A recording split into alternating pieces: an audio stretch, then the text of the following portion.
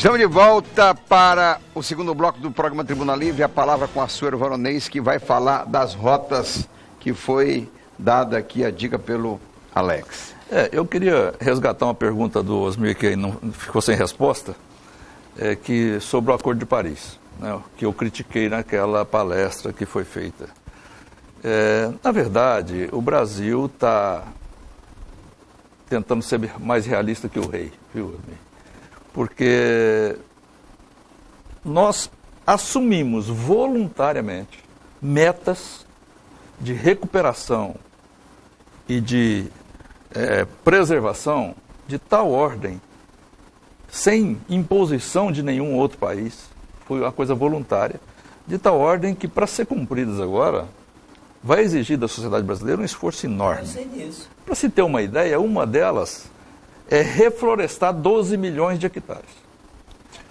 Você sabe, nós temos de reflorestamento no Brasil, nos últimos 35 anos, 5 milhões de hectares de reflorestamento nós temos no Brasil. E nós teremos que reflorestar 12 milhões de hectares. Isso é uma tarefa praticamente impossível. O eucalipto que ele citou aí é uma verdade. O reflorestamento não vem acompanhado de um projeto econômico para depois ser utilizado? Deveria vir. Mas até agora não temos nada.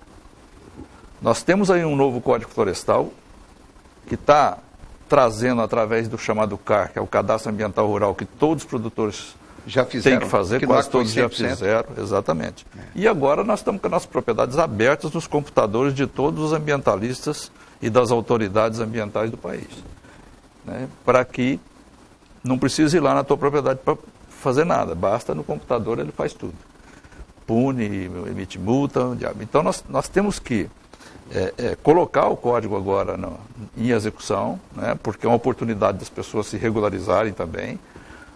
Nesse sentido foi muito bom, né? Nesse sentido foi bom. Agora, quando se fala em sustentabilidade, é preciso lembrar que a sustentabilidade não é uma perna só ambiental, não é só ambientalismo, não é só preservação, é econômica, é social. Quer dizer, se você não equilibrar isso, Narciso, nós não vamos a lugar nenhum. Quer dizer, presidente, o Ministério Público Federal tem reclamado, isso eu acompanhei no Pará, em outros estados, né?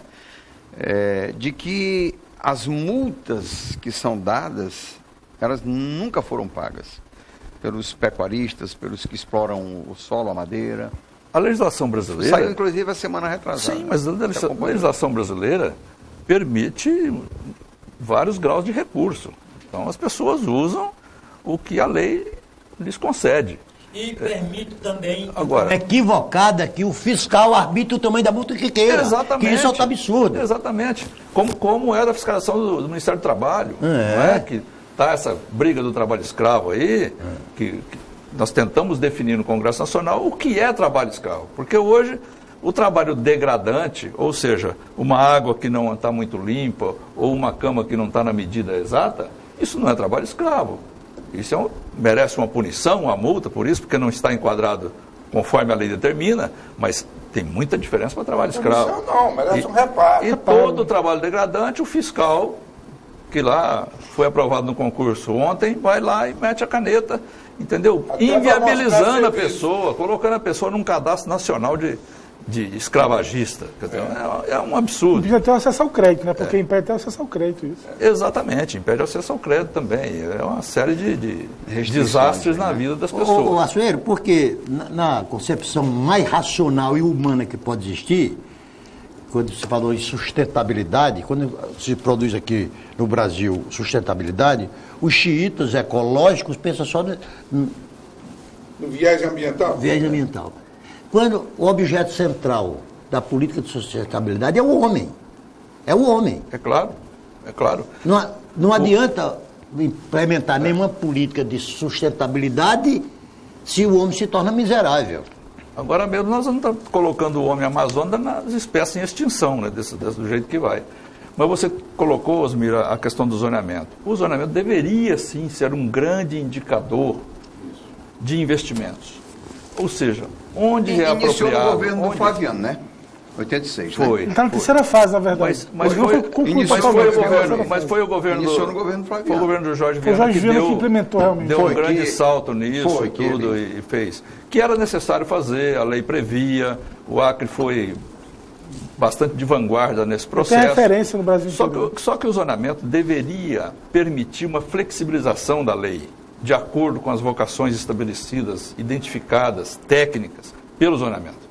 E isso não acontece. O zonamento apenas delimitou, criou as áreas de proteção de um lado, né, as áreas Aqui de produção pode, de ali não outro, pode, vai. mas não permite a flexibilização. Então você tem áreas, Narciso, o Acre tem muito pouca área agricultável própria para a agricultura. Muito pouca. incipiente. Agricultável, que eu estou dizendo, para agricultura, mecanização agrícola, produção de grão. Solo né? fraquíssimo. Que são solos, latossolos vermelhos, vistos, de boa textura e de boa fertilidade, e planos especialmente, né?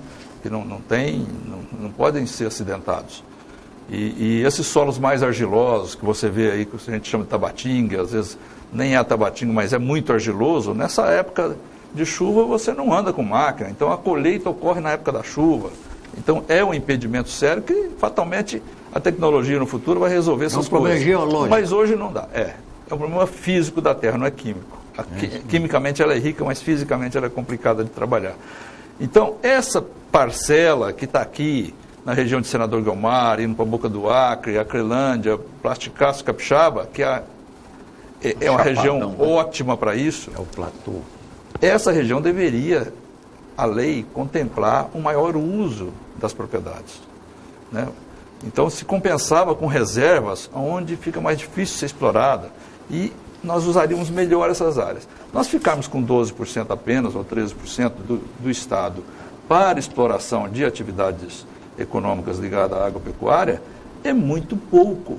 É muito pouco. Essa região que você se refere, ela é adequada ao plantio, por exemplo, da soja?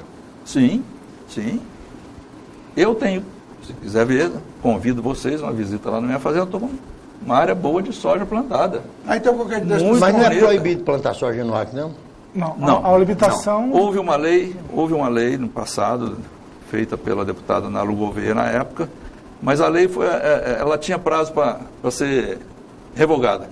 Prazo de validade. Então ela durou um determinado tempo e foi revogada. Então como remédio, é remédio. não tem nada que proíba a produção de soja. E olha como é que é interessante. Mas não estimula, né? Como é que é interessante o avanço da economia e o avanço da agropecuária, Narciso. Há pouco tempo atrás já não tinha como produzir soja, não ia vender para quem a soja. Hoje, a logística avançou de tal forma, com a hidrovia do Madeira, que as grandes tradings compradoras de soja, como a Mage, como Cargill, como Bunge, estão todas instaladas em Porto Velho, com seus terminais. Então você vai entregar soja a 500 quilômetros daqui, que é pouco. Com frete e retorno, né? Exato, porque o Mato Grosso, por exemplo, entrega hoje em Paranaguá ou Santos, 2.000 quilômetros de distância. Nós temos um porto graneleiro aqui em Rondônia. Temos um Tem um porto do que viabiliza, Dário Maggi fez um porto. que viabiliza tudo. A soja sai pelo Madeira, né? E vai embarcar lá no Amazonas, vai transbordar para os navios. Mas antes do Alex isso falar, eu quero, até de forma abusada, quero aceitar esse convite. Eu, Narciso, Vamos sim. Perfeitamente. e o Márcio também aceita aqui, né? É para a gente ir lá na fazenda, tá? Vamos. Eu queria Então, só... vamos separar um almoço. Que lá. o Alex... eu queria... Mas eu vou pelo almoço, não pela soja. Eu vou para ver a soja, eu quero ver. Mas você vai gostar de ver a soja. Eu vou querer que eu veja a soja. Alex, questão do comércio. A gente está falando do setor do agronegócio, aqui no Acre e tal e tal. Tem um setor também do comércio, principalmente no segundo distrito, que a gente vê muito, né? Que é ligado exatamente à agricultura e à pecuária. Durante esse período que nós tivemos de crise, me parece que esse setor, como a gente anda, conversa muito e tal, também sofreu bastante. Exatamente. Né? E agora ele vai sofrer... As casas de lavoura. Ele vai sofrer um pouco mais agora, porque o senhor pode falar melhor do que eu, a vacina aftosa, ela, a partir do ano que vem, não é mais necessária, né? Não é mais obrigatória, não é isso? Então, esses comerciantes, de certa forma, já vão também sofrer um pouco mais, porque não sendo mais necessária a obrigatoriedade da vacina contra a febre aftosa, então eles têm vacina estocada, tinha maquinário para acomodação, né, para poder manter essas vacinas. Então há uma preocupação nesse sentido também, né, porque na verdade vai haver esse mercado, esse comércio, ele vai sofrer um baque também nesse sentido. Se não houver uma outra vacina, né, que compense... Então, mas aí o que o preço da carne nossa vai ganhar de acréscimo, de incremento em função de você ser uma região que nem vacina mais de aftosa e, portanto, Foi absolutamente totalmente segura. erradicada mesmo? Totalmente erradicada. E a fronteira com a Bolívia aqui não é uma preocupação? Não, a Bolívia já está na nossa frente. A Bolívia já é livre sem vacinação. É mesmo? E nós estamos começando agora um processo. O Acre e Rondônia vão ser os primeiros estados do Brasil para começar em 2019. Porque o país precisa ficar sem vacinação para poder vender para mercados supervalorizados que não compram de onde vacina.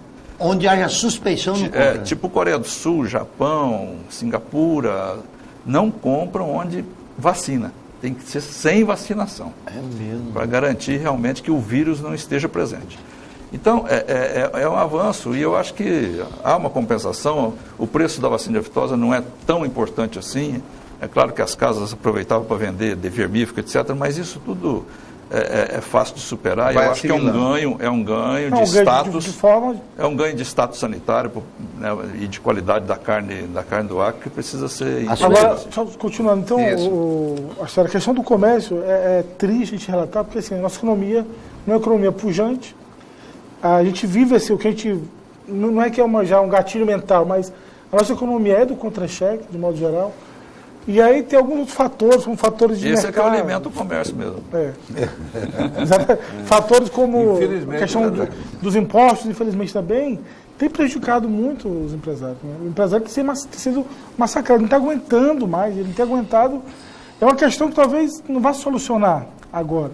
Mas o empresário, de certa forma, ele tem sofrido muito com isso. E é comum, se você andar na cidade, no segundo distrito, no primeiro distrito, o número de empresas, de estabelecimentos fechados, é impressionante. Né? As pessoas estão desempregadas, nós temos aí, e assim, vamos ser bem sinceros, esses 14 milhões e meio que o IBGE divulga, ele chega na verdade a 20 milhões, porque o IBGE leva em conta só os empregos formais, mas não só emprego formal. O número de desempregados é muito maior do que é divulgado às vezes, e isso tudo vai no comércio. A gente vê hoje que o nosso endividamento, ele aumentou. Terceiro mês consecutivo, houve um aumento, as famílias ficaram mais endividadas. Por quê? Desemprego, falta de renda. O inadimplemento, ele está estabilizado. Mas por que estabilizou o inadimplemento? Estão pagando as dívidas? Não, o cara deixou de comprar. É que agora tem alguns índices assim da economia tão positivos que parece que quem não lê muito parece que... Você como professor de finanças, permite, Narciso, rapidamente, você como professor de finanças da faculdade, você não acha que está mais do que na hora de haver a grande reforma tributária nesse país? Porque o problema é o seguinte, você acabou de afirmar, não, o empresário não suporta. Ora, imagine o seguinte, de qualquer sorte, o empresário repassa estes impostos para a população. Está embutido no preço. Ora, à medida que quem não suporta, a população também não aguenta mais. Quem paga o preço não é a população. E nessa condição deixa de comprar, porque o dinheiro é curto para as suas extremas necessidades. Esse país não pode continuar do jeito que está, concorda? A reforma tributária, ela é urgente e necessária. Nós vemos que os indicadores, como que o Xavier colocou, a Selic ontem caiu para 7%. A menor em 30 anos. Os bancos hoje divulgaram logo cedo, 3 bancos divulgaram que reduziram a taxa de juros. Só que na ponta nós vemos isso. O governo federal utiliza a política monetária restritiva. O superintendente do Banco da Amazônia nos falou ontem que de todo o montante que ele tinha, 284 milhões, só emprestou 40% desse montante todo. É uma política monetária restritiva. O governo, teoricamente, ele não quer que haja liquidez. Agora, mas juros... ele não utilizou esse recurso em virtude de quê? A inflação tem 2 instrumentos. A inflação ela pode ser de custo e de demanda. Sim. Né? Então é de custo. É um mecanismo do governo para realmente segurar isso. O governo tem feito isso. Eu discordo um pouco, eu acrescentaria a dificuldade para você tomar crédito. Nós temos hoje uma regulamentação extremamente severa. Quer dizer, em função desse arsenal de legislação, de burocracia que se foi criando, num Estado interventor demais, quer dizer, tudo isso acabou por criar uma teia de dificuldades para você superar, que você não alcança o crédito. Os bancos hoje é uma loucura para você fazer um projeto e além disso, obter sucesso nele, porque é muito regulamentado. Vocês acabaram prejudicando a originalidade dos meus questionamentos. Por quê? Porque vocês entraram na questão burocracia, que para mim este mal aqui no Brasil prejudica mal o Brasil. E que a própria corrupção, que é preciso... Mas foi o melhor sistema que teve, que Getúlio implantou para acabar com o patrimonialismo. Foi a burocracia. Viu? A burocracia... A burocracia é um entrave. O empresário brasileiro paga a maior carga tributária do mundo. E a mais complexa também. A maior e a mais complexa.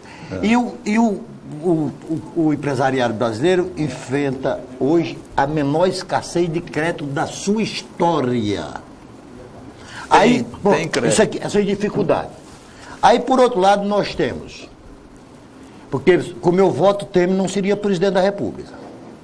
Mas eu não posso deixar de elogiar os feitos que esse cara está tentando implantar neste país e não estão deixando, o pior é isso. Sem dúvida. E está fazendo.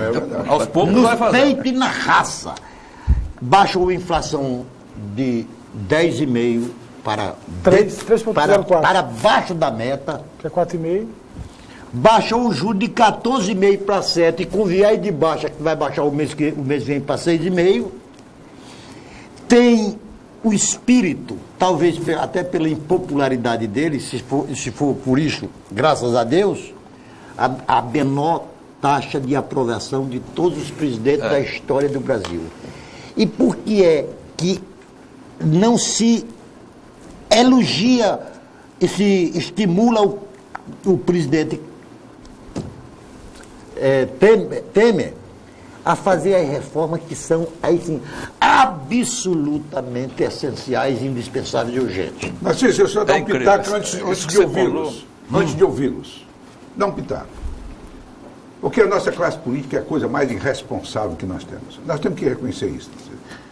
A classe política não quer fazer aquilo que precisa ser feito para o povo, mas sim aquilo que ele acha que o povo... Que agrada o povo. Principalmente no ano eleitoral. Quer ser populista. Né? Por exemplo, vamos longe da reforma da Previdência. Todos os governos acham que há necessidade. O do Fernando Henrique Cardoso fez, o Lula fez, o governo Dilma fez. Todos os governos fizeram reforma da Previdência. Mas quando uma oposição, sou contra. Agora, quando é o Temer, aí estão querendo achar que... É um absurdo, e o povo brasileiro precisa ter consciência disso, de um cidadão se aposentar com 50 anos. O tempo evoluiu.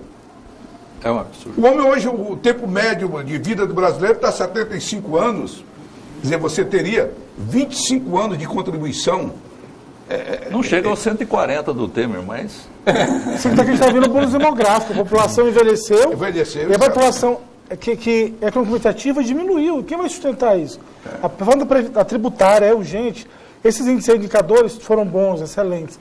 Mas se a reforma tributária, que é a reforma estruturante, o comércio não vai poder... Mas não faz a reforma tributária se não fizer a política.